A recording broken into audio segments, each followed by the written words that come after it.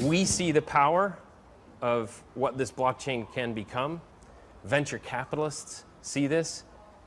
But even more exciting is the disruptive minds of entrepreneurs are seeing the power of this. And they're building new businesses in new paradigms that are going to change the shape and the face of all industries. At the forefront of this race to exploit blockchain are the financial institutions. From the bank's perspective, one of the reasons they got in trouble is because they didn't trust each other. Blockchain, at its heart, is a system that allows people that don't trust each other to trust each other. That's very, very useful for a banking system that, let's face it, got into trouble because it did not trust each other. Okay, so enough with the drum roll. What exactly is blockchain? Well, it comes from the shady, anarchic world of Bitcoin. Bitcoin is a self-regulating digital currency. It doesn't need a central bank in charge. How? Well, it uses a blockchain. This is an immutable ledger of who owns what. Every time bitcoins are transferred, another block of data is added to the chain. Like the DNA in every cell, a complete copy of the blockchain is held by the entire network of users. Therefore, if you tried to cheat the currency, trying to spend what you haven't got, well, everyone else would know. But this same technology, many believe, could be used to track anything of value. The technology enables the transfer of those currencies that have been created, Bitcoin being one of hundreds, if not thousands, of currencies that exist today. But it's also the ability to transfer value in ways that we haven't seen before, that extend well beyond financial services. It can go into, for example, a retailer that wants to be able to verify that their goods that they are marketing as organic in their grocery store.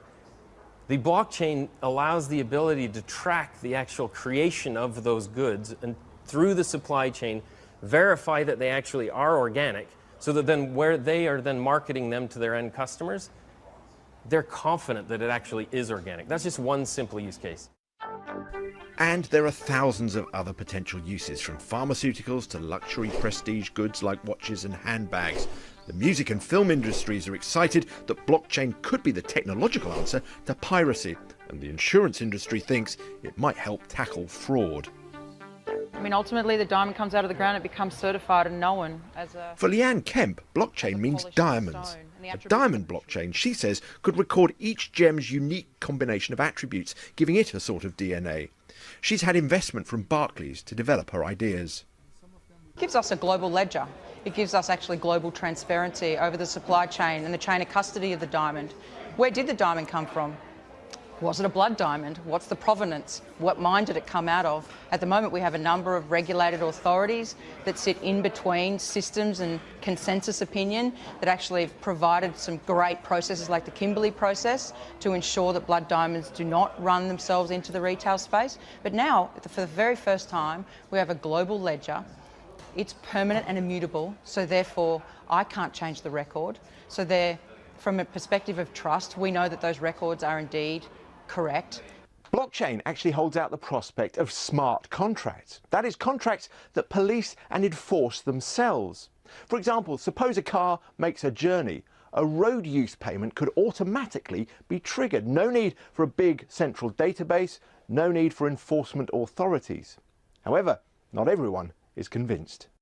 Blockchain as a technology is not necessarily tried and tested. We're still very much in the sort of experimental phases, and as far as we know, it is actually a very expensive technology to use because it involves lots of different banks or institutions or so-called nodes using the same ledger on all their systems. That is much more expensive than, say, using one master ledger against everybody else. So that's the primary issue.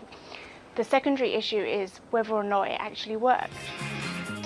And that's what all this money and research is trying to find out. Because if it works, blockchain holds out the prospect of fraud-proof, cheaper transactions, liberating businesses and markets to develop in ways we can't yet imagine. Let's